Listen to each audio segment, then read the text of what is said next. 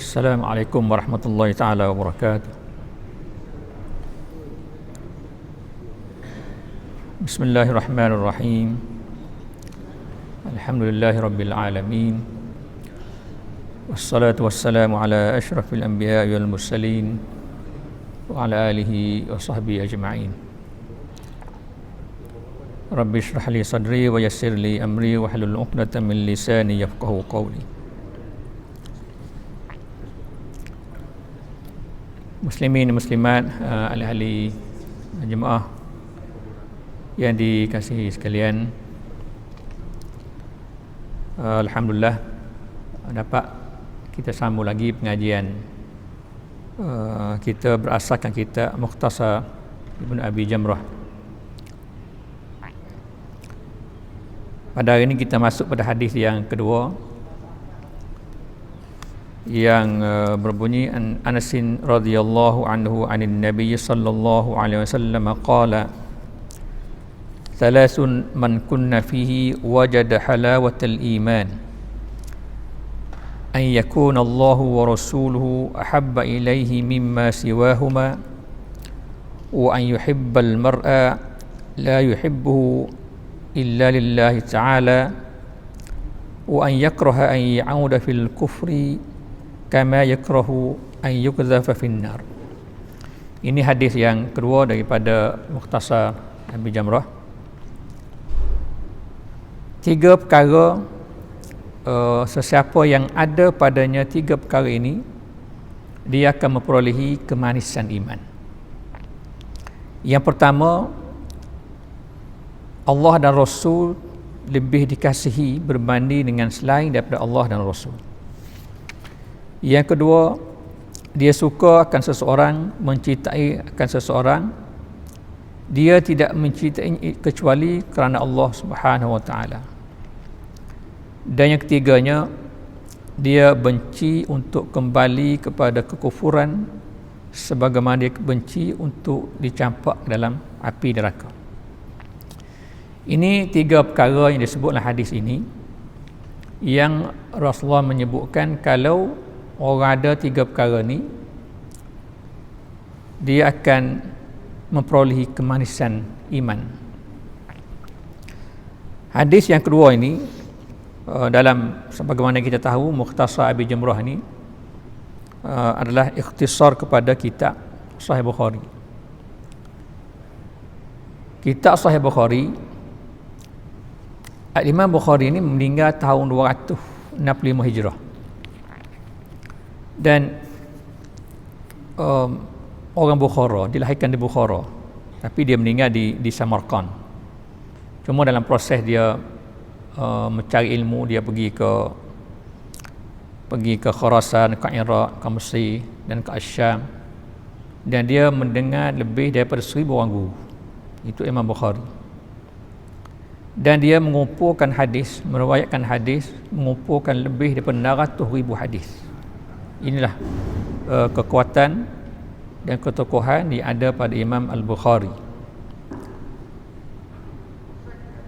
Dan kitab Bukhari ini, dia ada hanya lebih kurang daripada 600,000 hadis yang dikumpul oleh Imam Bukhari.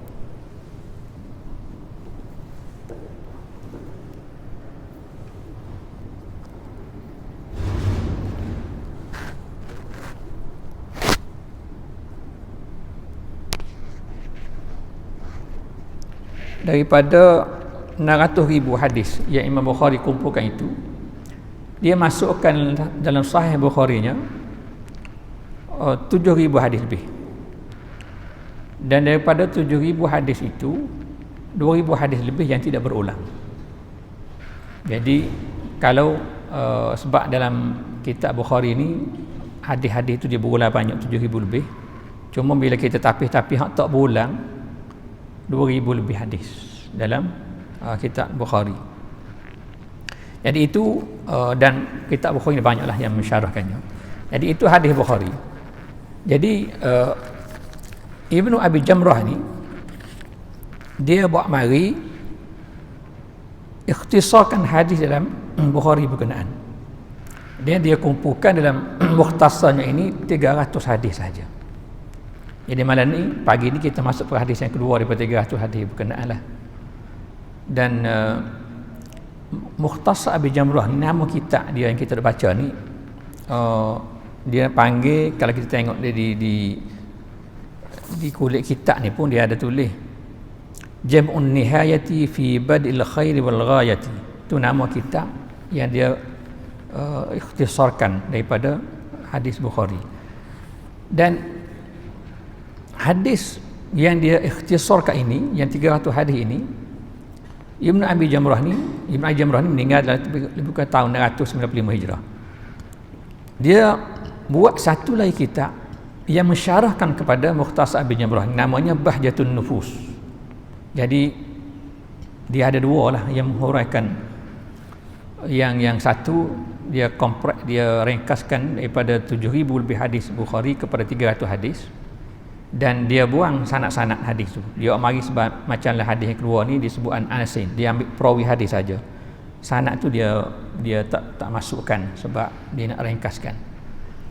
Dia buat satu kitab namanya Bahjatun Nufus, mensyarahkan kitab yang dia ringkaskan ini. Ini kekuatan yang ada pada Abi Jamrah, orang Andalus, tapi dia mati di Mesir. Banyak daripada Bahjatun Nufus, syarah kepada kitab Mukhtasar Abi Jamrah ni, dia buat keluar pula kitab kecil-kecil. Macam contoh, dia ambil satu hadis, dia syarahkan dan jadikan satu kitab asing. Macam kitab syarah, dia panggil Syarhu Hadisi Ubadah bin As-Samit. Kitab yang mensyarahkan hadis yang diriwayatkan oleh Ubadah bin As-Samit, yang satu hadis tu yang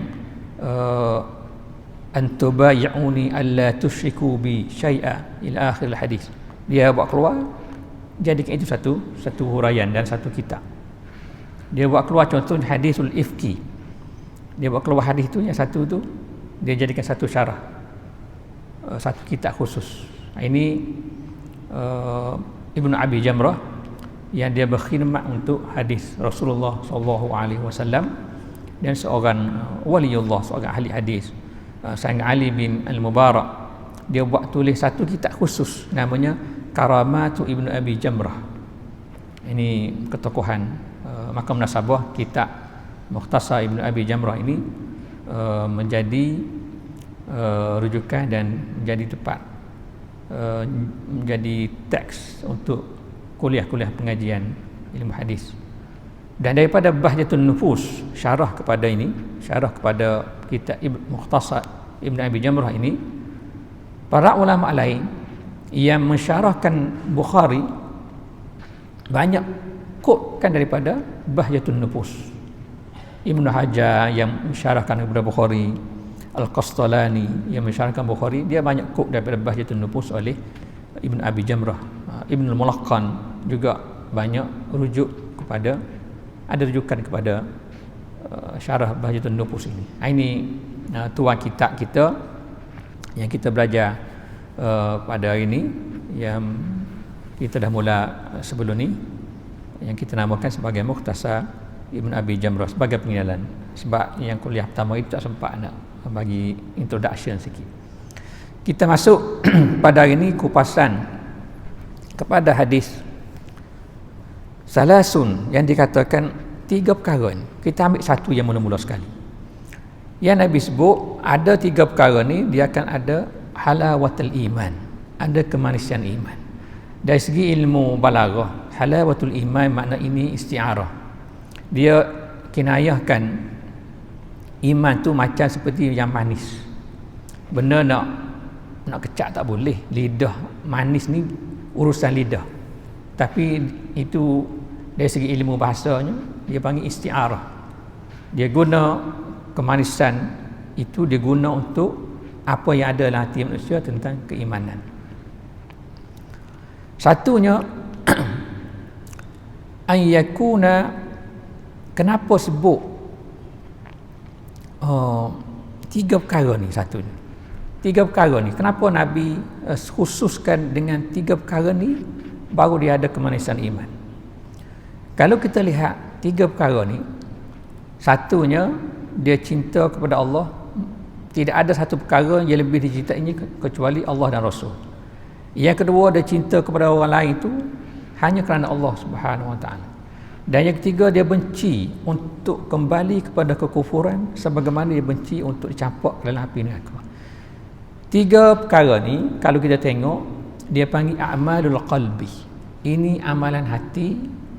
Jadi bila amalan hati, dia tidak ada space untuk berlaku riak di situ.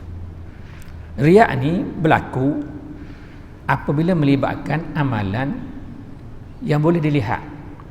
Orang sembahyang, orang bersedekah, orang buat benda-benda baik yang bersifat fizikal ni ada terdedah kepada sifat riak situ.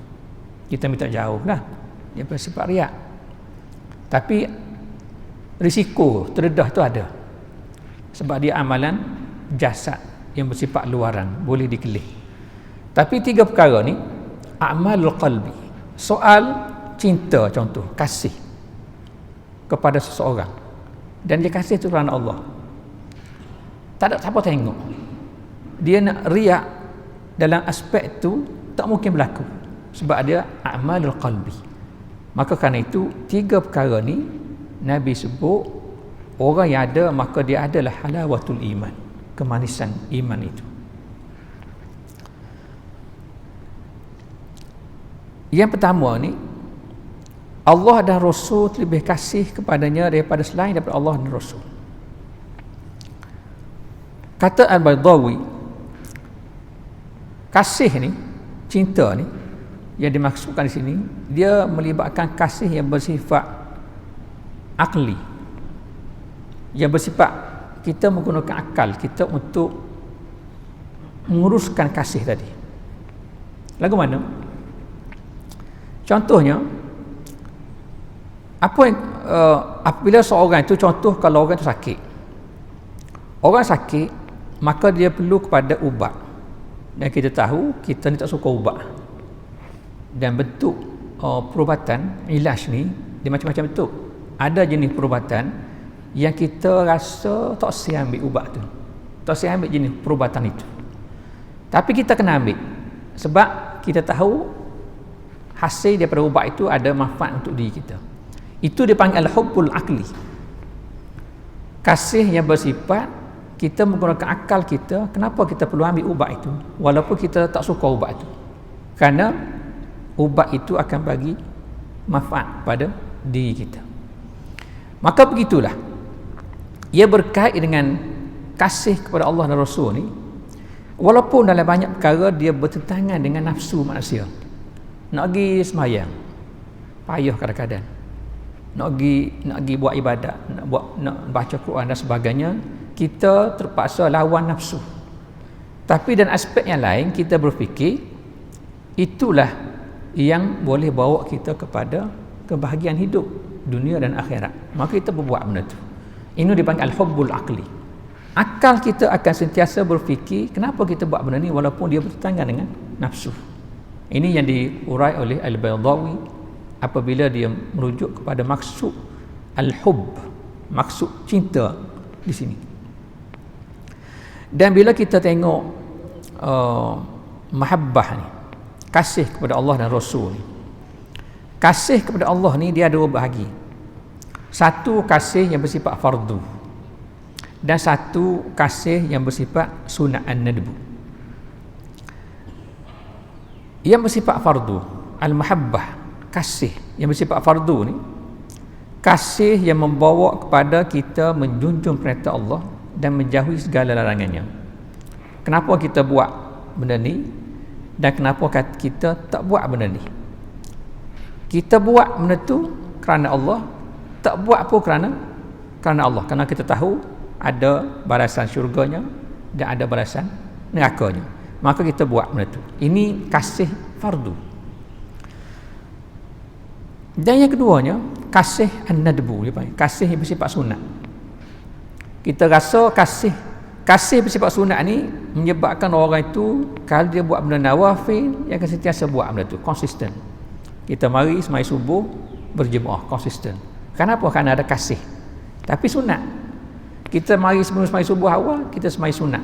Itu antara sembahyang sunat yang sangat digalakkan ialah sembahyang sunat subuh, sembahyang sunatul fajr sebelum sembahyang subuh. Itu antara sunat besar yang ada. Sunat macam sunat witir malam. Ini antara sunat-sunat besar yang digalakkan kita buat. Dan kita konsisten buat benda tu. Kenapa kita boleh tu? Kerana kasih. Tapi kasih itu kasih bersifat kasih an-nadb. Kasih bersifat sunat. Kasih kepada Rasul pula sama juga. Kasih kepada Rasul ada yang bersifat fardu, ada yang bersifat sunat. Cuma kasih kepada Rasul ni, bila ada rasa kasih itu, dia ada satu perkara lagi tambah, iaitu dia akan berakhlak dengan akhlak Rasulullah sallallahu alaihi wasallam. Dia akan ikut sunnah Rasulullah sallallahu alaihi wasallam. Ini tanda bila orang ada kasih ni, maknanya dia ada halawatul iman dalam diri dia. Jadi kemanisan iman ini benda yang tak boleh kita ukur secara fizikalnya. Dia bersifat dalaman yang masing-masing boleh tahu dia berada di tahap mana. Dan dalam kasih ni, dia setiap orang ni dia ada tatafawus. Ada tafawus, ada berlebih beza antara seorang individu dengan individu yang lain. Dan iaitu yang menjadikan orang itu berbeza makamnya di sisi Allah Subhanahu wa taala. Jadi sebagaimana kita kasih kepada sesuatu atas dunia ini, kasih kita kepada Allah dan Rasul pun begitulah. Ia melibatkan hubungan hati yang tak boleh dilihat oleh orang lain. Dengan sebab itu disebut dalam huraian kepada hadis ini, kenapa Nabi sebut 3 perkara ni? Kerana dia amalul qalbi, amalan hati. Ini kasih. Bila kita sebut kasih ni, dia memang begitu dah. Tidak ada orang boleh ukur kasih itu. Dengan nak beza antara dua orang hamba Allah, kasih ni payah. Bukan payah, tak boleh dah nak ukur. Sebab amalan hati. Tapi halawatul iman itu ada di situ. Bila ada rasa kasih tadi. Kita boleh ukur melalui untuk kita lah. Kita tengok orang lain secara luar susah. Untuk kita boleh ukur untuk kita sejauh mana kita komit dengan perkara tadi. Itulah tanda kita ada halawatul iman. Kita boleh mari semai subuh ni bukan mudah ni. Nak mari jauh-jauh pula tu. Nak mari bangun awal dan sebagainya. Apa mari? Ramai gini mau mari. Kasih tu. Kasih kepada Allah dan kasih kepada Rasul. Ada halawatul iman. Sebab itu dalam kita tengok yang Tuhan sebut dalam Al-Quran, innaha lakabiratun illa 'alal khashi'in. Sembahyang ni benda yang sangat besar. Illa 'alal khashi'in.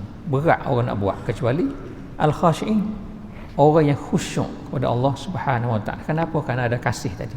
Maka boleh buat benda itu kerana apa? Kasih. Kerana akal dia memfikirkan, balik kepada al-hubbul aqli, kerana akal dia fikir benda ni akan bawa kebaikan kepada dia, maka dia buat benda itu. Ini maksud dengan kasih di sini. Kalau kita nak tengok, para ulama dia bincang banyaklah mengenai kalau segi bahasa sendiri pun ulama duk bincang boleh tak boleh. Macam dalam hadis ni Nabi sebut ahabba ilahi mimma siwahuma. Allah dan Rasul tu terlebih kasih kepada dia berbanding dengan lain daripada dua ni. Jadilah hadis ni Nabi guna siwahuma. Huma tu merujuk kepada Allah dan Rasul. Jadi ulama dia teliti, dia bincang lagi. Boleh letak sekali domain dalam bahasa Arab ni, kata ganti ni merujuk kepada Allah dan Rasul, maka kita letak sama tarah Allah dengan Rasul. Jadi dari segi domain bahasa Arab kita boleh letak gitu. Walaupun ada satu hadis lagi Nabi sebut kepada seorang sahabat apabila dia jadi seorang khatib, bila dia berbicara dia sebut depan Rasulullah, dia kata wa may ya'sihima faqad ghawa. Siapa yang derhaka kepada kedua-duanya Allah dan Rasul. Dia letak sekali domain kata ganti gitu. Kedua-duanya maksudnya Allah dan Rasul. Lalu Rasulullah bangun. Rasulullah kata bi'sal khatibu anta. Berat kamu ni bersyarah lagu ni. Sebut sekali letak domain Allah dengan Rasul. Tapi dalam hadis ni Nabi letak sekali pula Allah dengan Rasul.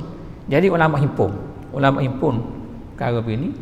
Ulama buat kesimpulan boleh buat domain untuk merujuk pada Allah dan Rasul sekali guna kalimah huma. Ini ilmu bahasa Arab. Jadi ulama ni dia teliti dalam menghuraikan hadis, dalam menghuraikan Al-Quran. Dia akan tengok kepada penggunaan dalam bahasa Arab, kaedah-kaedah yang dalam bahasa Arab. Sebab itu Al-Quran turun dalam bahasa Arab, maka perlu dihurai secara ilmu yang ada dan kaedah yang ada dalam bahasa Arab. Sebab itu syarat untuk memahami Al-Quran dan hadis Rasulullah SAW ialah memahami bahasa Arab. Nahwu sarah kena belajarlah. Sebab itu kalau dalam tradisi pengajian agama, dia kena mula bahasa Arab tu di peringkat yang paling bawah sekali. Kalau kita ngaji pondok, kita ngaji matan jurmiyah dia panggil. Matan jurmiyah ni matan yang paling basic lah ilmu bahasa Arab. Al-kalamu wal lafzul murakkabul mufidu bil wad'i, dia mula gitu. Jadi itu bahasa Arab lah. Itu sedikit sentuhan yang berkait dengan dhamir huma boleh digunakan yang bila dia walaupun kembali kepada Allah dan Rasul, kita letak sekali itu dhamir. Kemudian masuk pada yang kedua. Dalam kaitan dengan ini juga ada satu ayat dalam Al-Quran yang Allah Subhanahu wa taala berfirman, "Qul in kuntum tuhibbunallaha fattabi'uni yuhibbukumullah." Sekiranya kamu kasih kepada Allah, maka hendaklah kamu ikuti aku, nescaya Allah akan kasih kepada kamu. Jadi kasih kepada Allah dan Rasul ni dia akan sentiasa ada sekali. Tak mungkin orang tu dia kasih kepada Allah tapi tak kasih kepada Rasul. Dan tak mungkin orang tu dia kasih kepada Rasul tapi tak boleh kasih kepada Allah. Dia akan mari sekali, dan ayat Al-Quran selalu sebut berekir, orang panggil. Sebut kasih kepada Allah, kasih kepada Rasul.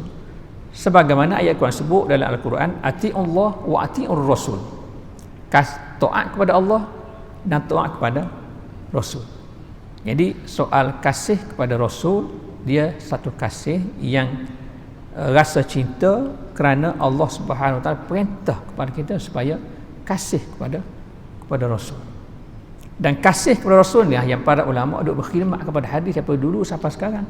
Kenapa? Diterjemahkan kasih kepada Rasul itu dalam bentuk berkhidmat kepada hadis-hadis Rasulullah sallallahu alaihi wasallam.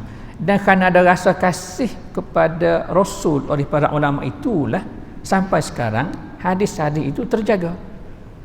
Hadis Bukhari yang ada kita belajar sekarang ni, sehingga Imam Nawawi mengatakan ittafaqal ulama, seluruh ulama ittifaq kitab yang paling sahih atas dunia ini selepas Al-Quran ialah Al-Bukhari dan Muslim, As-Sahihain.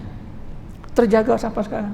Kenapa? Kerana di sepanjang sejarah Islam para ulama kita berkhidmat untuk hadis ini sampai sekarang.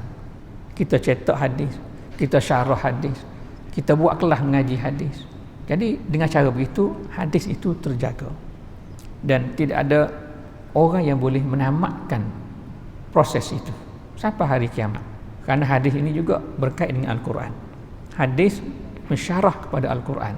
Kalau Quran itu dijaga oleh Allah Subhanahu Wa Taala, dijanjikan dalam Al-Quran sendiri, maka begitulah hadis Rasulullah SAW, dia juga akan dijaga oleh Allah Subhanahu Wa Taala.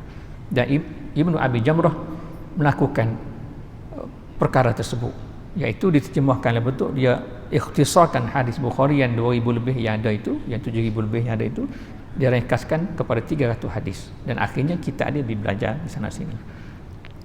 Kita masuk pada perkara yang kedua, yang kalau dia ada perkara tersebut, ia akan rasa halawatul iman, iaitu dia kasih kepada seorang itu kerana Allah. Kasih kerana Allah ni, kita kasih kepada seorang ni dia banyak pesing, banyak cara lah. Biasanya kasih kepada seorang kerana orang itu ada berbuat sesuatu kepada dia yang dia rasa suka kepada orang itu. Orang itu buat baik ke dia, ada something yang dia get daripada hubungan itu, maka ada rasa kasih. Jadi kasih itu bukan dimaksudkan di sini. Kasih yang dimaksudkan di sini bukan kerana dia dapat benda yang bersifat duniawi, tapi semata-mata kerana Allah. Kasih dia tu semata-mata kerana Allah, dia kasih kepada orang tu. Walaupun kita tahu hubungan antara manusia ini terbentuk kasih tu kadang-kadang kerana hubungan yang bersifat tadi. Macam Rasul sebut, tahaddu tahabbu, saling berberi hadiah antara kamu, bagi hadiah. Orang ni anak dia kahwin, dia bagi hadiah. Orang ni baru dapat cucu, bagi hadiah. Orang ni baru berjaya dalam pengajian, bagi hadiah. Tahaddu tahabbu, saling bagi hadiah antara kamu, nescaya akan terbentuk rasa kasih sayang antara kamu. Itu disebut dalam hadis Rasulullah SAW. Tapi yang dikatakan kasih yang membawa kepada ada kemanisan iman ini, kasih kerana Allah semata-mata, bukan kerana dia dapat personal material daripada hubungan itu. Jadi yang dikatakan sebagai kasih halawatul iman ini kerana orang itu adalah hamba Allah Subhanahu Wa Taala. Orang itu juga makhluk Allah Subhanahu Wa Taala, maka aku kena kasih. Dia makhluk Allah yang dicipta oleh Allah Subhanahu Wa Taala. Dia hamba Allah, dia anak Adam yang dimuliakan oleh Allah, maka aku kasih kepadanya kerana itu. Dan dalam huraian kasih kepada manusia lain ini, termasuk kasih kepada orang kafir. Mahabbah, rasa kasih kepada orang bukan Islam, bukan kerana kekufurannya, tapi kerana dia salah seorang daripada makhluk Allah Subhanahu Wa Taala, ciptaan Allah, maka kita timbul rasa kasih kerana itu. Tapi bukan kerana kasih kerana kekufurannya. Itu dilarang. Kita kasih kepada orang bukan Islam kerana kekufurannya, itu tak boleh. Sebab kecenderungan kita kepada kufur itu satu problem kepada akidah kita. Jadi kita kena ada satu sempadan yang jelas antara hubungan kita dengan orang bukan Islam. Hubungan itu memang kali hurailah hadis, yuhibbal mar'a la yuhibbu illa lillah. Al mar'a di situ termasuk pada orang kafir, tapi bukan kerana kekufurannya, tapi kerana semata-mata dia makhluk Allah Subhanahu Wa Taala, dan hubungan kita dengan dia kerana muamalah kita dengan dia diperintah oleh Allah Subhanahu Wa Taala, diperintah oleh Rasul untuk kita buat baik. Sebab itulah hadis Nabi sebut, man aza zimmiyan faqad azani. Sesiapa yang menyakiti kafir zimmi, sebab kafir zimmi ni sebab nak beza dengan kafir harbi yang bila terbentuk hubungan peperangan, itu kafir harbi dah lain. Man aza zimmiyan faqad azani. Siapa yang menyakiti kafir zimmi, maka dia menyakiti aku, kata Rasulullah SAW. Jadi kasih itu ada situ, tapi bukan kerana kekufuran. Kalau kita kasih kerana dia kufur, itu ada masalah dari sudut akidah, makna kita cenderung kepada kekufuran itu juga. Jadi ini maksud kasih kepada seorang kerana Allah Subhanahu Wa Taala. Dan hubungan kasih ini dalam hidup kita seharian ni banyaklah yang terpaksa, bukan terpaksa, yang kita kena bina hubungan kasih dengan jiran. Jiran kita pun kita kena kasih. Lalu terbentuklah ahkamu adab, ada adab berjiran. Dengan pemimpin, ada kasih kita kepada pemimpin, lalu terbentuklah adab kita dengan pemimpin. Pemimpin dengan rakyat, ada hubungan kasih di situ, lalu terbentuklah hubungan etika antara pemimpin dengan rakyat. Jadi hubungan antara seorang individu dengan pihak yang lain terbentuk dengan rasa kasih tu kerana semata-mata kerana dia itu adalah juga di kalangan makhluk Allah, hamba Allah Subhanahu Wa Taala, bukan kerana kita kasih tu kerana dia buat baik kepada kita dari segi duniawinya. Yang mana yang itu juga menjadi asas kepada terbentuknya rasa kasih, sebagaimana hadis yang disebutkan tadi. Itu kita kena buat. Tak boleh tahadu tahabu, tetap kita kena buat. Orang buat baik kepada kita, kita kena buat baik. Rasulullah SAW, kalau orang bagi hadiah kepada dia, dia akan balas juga walaupun sikit. Yusabu alaihi sebut. Orang bagilah apa-apa kepada Rasulullah, gapo ada rumah dia bagi sikit. Tak besar kecil. Sebab nak orang panggil timbal balas. So ada antara yang memberi, jadi orang bagi hadiah, dia pun ada. Contoh orang bagi hadiah, contohlah orang bagi hadiah kat kita buku, contoh. Kita pun adalah rumah tu sikit-sikit pen kecil ke, ambillah pen ambo ni, ambo dah guna lama dah, saya pen ni ambillah hadiah. Mana yusabu alaihi, kata mana kita orang bagi, kita balas pemberian itu, lalu terbentuk hubungan yang baik antara dua makhluk, dua hamba Allah Subhanahu Wa Taala. Tapi yang dikatakan kasih yang melahirkan halawatul iman ini, kasih itu bukan kerana kita dapat personal interest personal material yang macam itu. Dia timbul kerana kita kasih semata-mata orang itu kerana hamba Allah Subhanahu wa taala. Oleh kerana dia hamba Allah, maka kita wajib kasih kepadanya dan kita wajib treat dia sebagaimana ianya seorang anak Adam yang wajib dimuliakan. Kata Yahya bin Muaz, dia antara seorang ulama, dia kata haqiqatul hubbi fillahi alla yazida bil birri wala yanqusa bil jafai. Dia kata hakikat kasih kerana Allah ni ialah dia tak bertambah dengan sebab orang buat baik kepada dia dan tak berkurangan kerana orang tu tak buat baik kepada dia. Begitu. Itu nak selaraskan dengan maksud kasih jangan kerana duniawi, tapi kasih macam-macam. Jadi kasih tu tak berkurangan dan tak berlebihan kerana orang tu buat baik ataupun orang tu buat kurang kepada dia. Ini dikatakan sebagai halawatul iman. Dan yang ketiga, kita tengok yang ketiga pula. Apa maksud dicampakkan? Dia benci untuk dicampakkan untuk kembali kepada kekufuran sebagaimana dia benci kalau dicampak dalam api neraka. Rasa benci tadi, rasa tak suka balik kepada kekufuran. Ada dua keadaan. Satunya keadaan orang yang masuk Islam. Orang yang masuk Islam, kita ni Islam dia tak beranak lagi, kita dah Islam. Orang yang masuk Islam kemudian dia tak nak balik kepada kekufuran itu sebab dia takut kalau dicampak dalam api neraka. Dan yang keduanya, untuk kita orang Islam dah ni, ada ulama ada huraikan juga apa maksud benci kembali ke kekufuran bagi orang yang sudah Islam macam kita ni, orang yang sudah berada dalam Islam dari berawal lagi. Maksud untuk orang yang sudah Islam ni, yang Islam pada awal ni, dia benci kembali kepada kekufuran. Maksud kembali ke kita orang Islam ni, kita tak terima isu kembali ke kekufuran sebab nak kembali apa, kita asal Islam dah. Maksudnya disebut di sini mutalabbisan bil kufri. Maksud dia benci untuk kembali ke kekufuran, maksudnya dia benci untuk bersifat sebenarnya sifat orang kafir. Dia tak nak dengan sifat itu, mutalabbisan bil kufri. Tak nak bersifat dalam bentuk sebagai sifat orang kafir buat kerja. Dia benci perkara tersebut sebab dia benci dicampak ke dalam api neraka.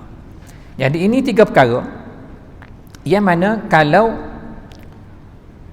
ada tiga perkara ni kepada seseorang itu, maka itu sebagai halawatul iman. Dan merujuk kepada yang ketiga tadi, kenapa untuk orang Islam yang asal ni, yang bila hadis disebut ya'ud, kembali pada kekufuran, dan maksud bagi kita orang Islam yang asal lagi orang Islam ini bukan maksud kembali, iaitu maksud kita benci untuk bersifat sifat orang kafir sebagaimana ada dalam ayat Al-Quran yang Allah berfirman menikisah Nabi Syuaib, lanukhrijannaka ya Syuaibu walladzina amanu ma'aka min qaryatina aw la ta'udunna fi millatina. Kami akan keluarkan kamu wahai Syuaib dan orang yang beriman bersama kamu daripada kampung kami ini, aw la ta'udunna fi millatina, ataupun kamu kembali kepada agama kami. Jadi kembali kepada agama kami kerana Syuaib Islam dah awal lagi. Itu maksudnya kamu kembali, kamu bersifat sebagaimana apa yang ada dalam agama kufur. Jadi bagi kita orang Islam, kita benci untuk mutalabbisan sebagaimana ada pada orang kafir, kita benci perkara tersebut. Maka itulah maksud hadis ini, makna di situ timbul rasa halawatul iman, kemanisan iman tadi. Jadi soal kemanisan iman, itulah tiga perkara yang dimasukkan dalam hadis ini. Wujudnya kemanisan ini satu perkara yang berbeza-beza antara seorang individu dengan orang individu yang lain. Kata Ibrahim bin Adham, Ibrahim bin Adham seorang wali Allah, seorang ulama besar yang cerita dia biasa kita banyak dengar. Dia kata inna lafi lazzatin law alimahal muluku la jaladuna 'alaiha bisuyufi. Dia kata kami berada dalam satu kelazatan, sebab dia menggambarkan hubungannya dengan Allah Subhanahu Wa Taala, kemanisan iman itu. Kalau para raja-raja pemerintah tahu kedua kami yang sangat lazat hubungan dengan Allah ini, mereka itu akan rotan kami dengan pedang, dengki kepada golongan ulama yang lazat berhubung dengan Allah Subhanahu Wa Taala. Ini rasa cinta, halawatul iman. Sama juga Al-Junaid. Dia kata ahlul laili fi lailihim alazzu min ahlil lahwi fi lahwihim. Orang yang buat ibadat pada waktu malam ini terlebih lazat bagi dia berbanding orang yang buat lara di waktu siang hari. Orang yang buat lara sewaktu siang hari, bergelombang dan segala perkara keseronokan hidup siang hari, nak banding orang yang bangun malam bermunajat kepada Allah Subhanahu Wa Taala, itu lebih lazat orang yang ahlul laili tadi berbanding ahlul nahar yang berada keadaan lara. Kenapa boleh terbentuk begitu? Kerana ada halawatul iman tadi, kerana ada kemanisan iman yang terbentuk dalam hati seseorang manusia.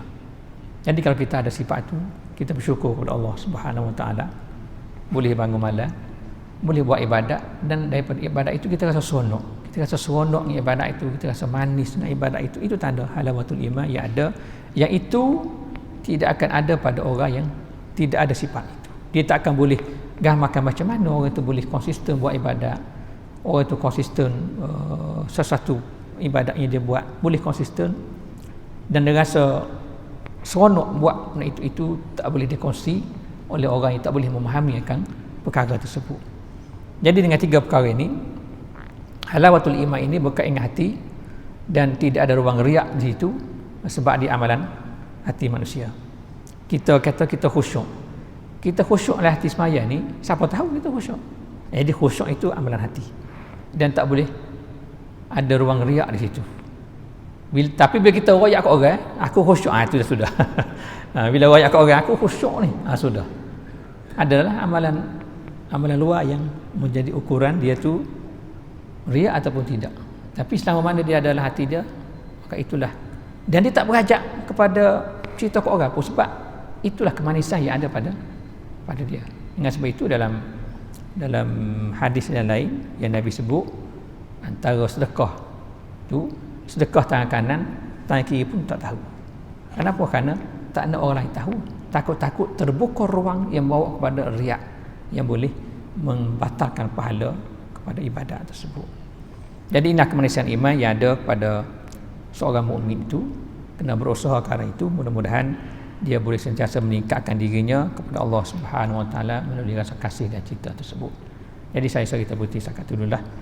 Kita masuk bulan depan kepada hadis yang ketiga, yang berkait dengan hadis yang ketiga, hadis Ubadah bin As-Samit yang saya sebutkan di awal tadi, yang Ibn Abi Jamrah ini dia keluarkan hadis ini, dia syarah dalam satu kitab khusus, namanya Syarhu Hadisi Ubadah bin As-Samit. Dia buat satu kitab khusus tentang hadis tersebut. Jadi saya rasa kita berhenti di situ. Mudah-mudahan ada manfaat untuk kita semua dan dapat meningkatkan rasa kasih dan cinta kepada Allah dan kepada Rasul, dan kita memperolehi halawatul iman, dan itu milik setiap daripada kita, tidak ada orang boleh menghalang. Jadi rasa halawatul iman ini satu-satu perkara yang tak ada orang boleh halang. Hal duniawi ada orang boleh halang. Nak ambil duit di bank pun ada orang boleh halang, sebab sistem mati. Sistem under maintenance, ada halang dah. Tak boleh ambil duit di ATM. Tapi soal halawatul iman, tidak ada siapa boleh menghalang. Dia hanya kita dengan Allah Subhanahu Wa Taala. Wabillahi taufiq hidayah. Wassalamualaikum warahmatullahi taala wabarakatuh.